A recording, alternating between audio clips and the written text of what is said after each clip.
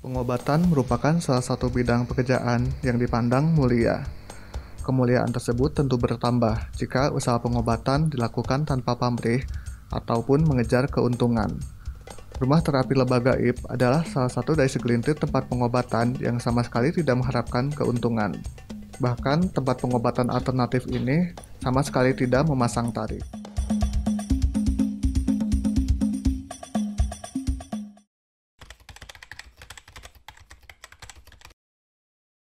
Satu, saya menerapkan metode pengobatan hijamah, yaitu kalau bahasa gaulnya bekam.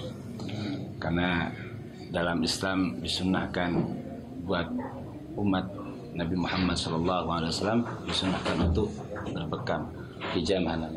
Karena ditunduk di kaki ini, kata Nabi Muhammad SAW mengangkat 72 penyakit termasuk gangguan sihir.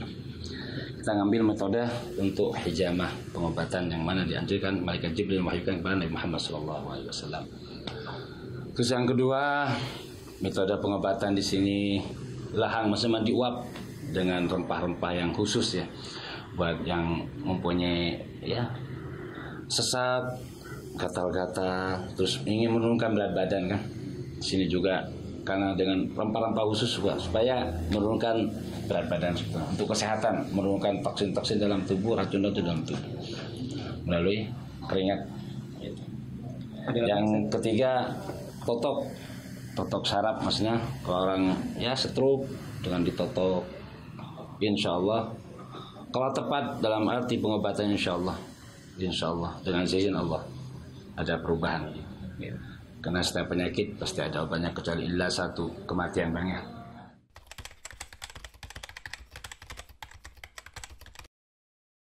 Rehan itu sebenarnya untuk mendeteksi penyakit banyak. Di saat orang itu masuk ke dalam, kalau dia pas keluarnya ada keluar di kepala atau di perut bagian ada laput. Cuman ada juga mendeteksi tentang penyakit gangguan jin.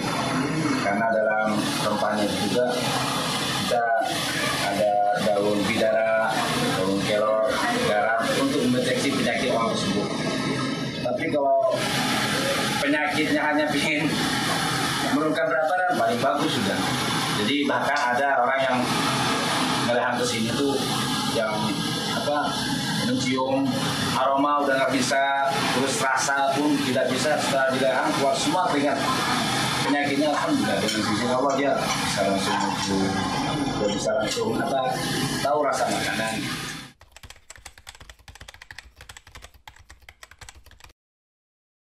Kebetulan saya sendiri ya faktor satu kita belajar dalam hijamah, belajar kepada seseorang, habis itu saya kembangkan sendiri. Dan kebetulan nenek saya juga ahli dalam pengobatan, kakek saya juga ahli dalam pengobatan.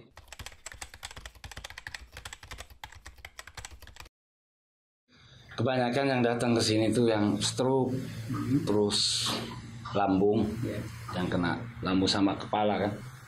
Yaitu kalau kepala kita cuman metodenya dibekam, harus diambil darah kotor supaya ada perkembangan. Dan maksudnya banyak lainnya penyakit yang keluarnya ya di luar medis gitu. Kita tetap tangani dengan sisi Allah. Non medis juga.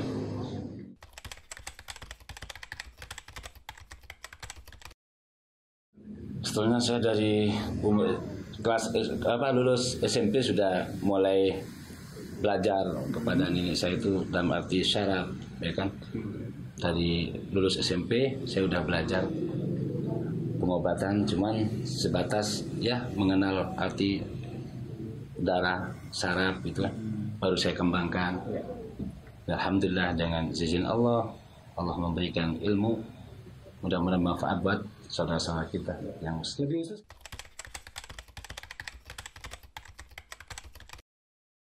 Kalau buka prakteknya masih baru sebetulnya, cuman waktu kenapa saya buka kan udah capek, sering dipanggil orang kan, panggil sana sini, waktunya nggak nutut ya kan, ya udah kita buka dan dengan teman-teman saya juga mendukung untuk membuka tempat praktek di sini.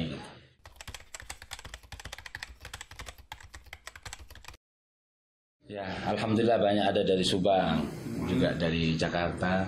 Kebetulan untuk daerah Bandung dari Cililin, khususnya daerah Cimahi. Dan alhamdulillah orang Renang bisa berobat ke saya. Jadi orang tahu infonya dari omong ke omong gitu. Oh iya, dari mulut ke mulut. Dari mulut ke mulut. Ya. Ya, benar.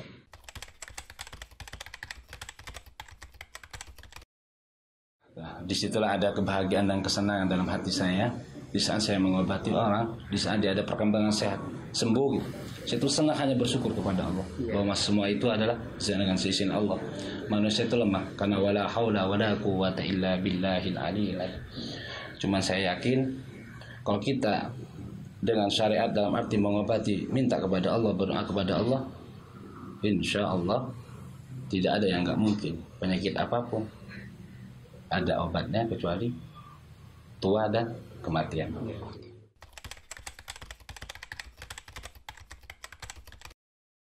Untuk berobat ke sini kita tidak pernah menarif, jadi seikhlasnya.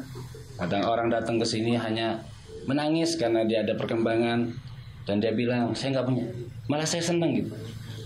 Cuman saya yang dicari di sini kesenangan saudara, karena apa? Sebelum kita mencintai saudara kita seperti mencintai kita, kata Nabi Muhammad SAW, itu bukan berarti orang yang beriman.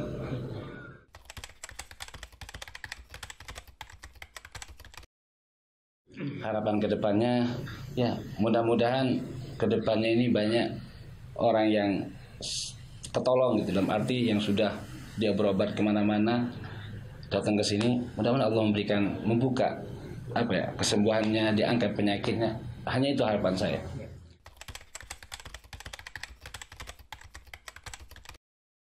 Ya kalau pesan saya satu, jangan pernah putus asa, karena Allah benci kepada makhluknya kok yang putus asa. Karena kalau dia putus asa, merasa tidak ada Allah, tidak ada Tuhan, karena Allah yang menciptakan dia, Allah yang mencukupi dia, kenapa harus putus asa?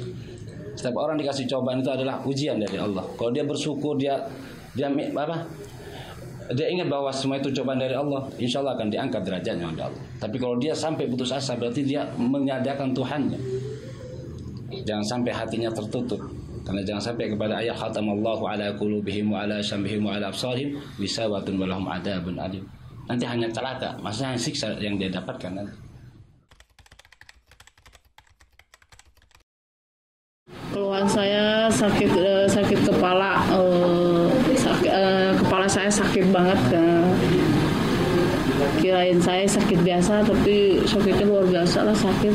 Saya udah berobat ke dokter, kata dokter katanya ada gumpalan darah di belakang kepala ini, di dalamnya ada gumpalan darah udah gede, harus segera dioperasi. Kalau nggak dioperasi katanya hidupnya nggak bakal lama lagi, 2 bulan lagi lah, tadi udah divonis segitu 2 bulan lagi ya.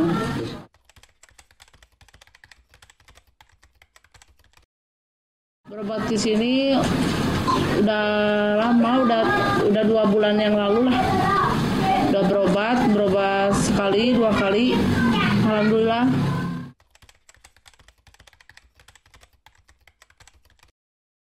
Ya, rasanya alhamdulillah sehat, udah nggak pernah ngerasain sakit lagi, udah enakan, udah nggak, pas saya periksa lagi udah nggak ada lagi gumpalan darahnya.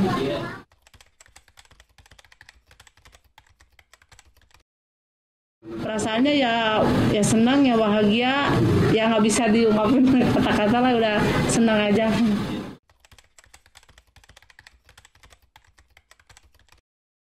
Harapan ya biar selamanya sembuh lah gitu.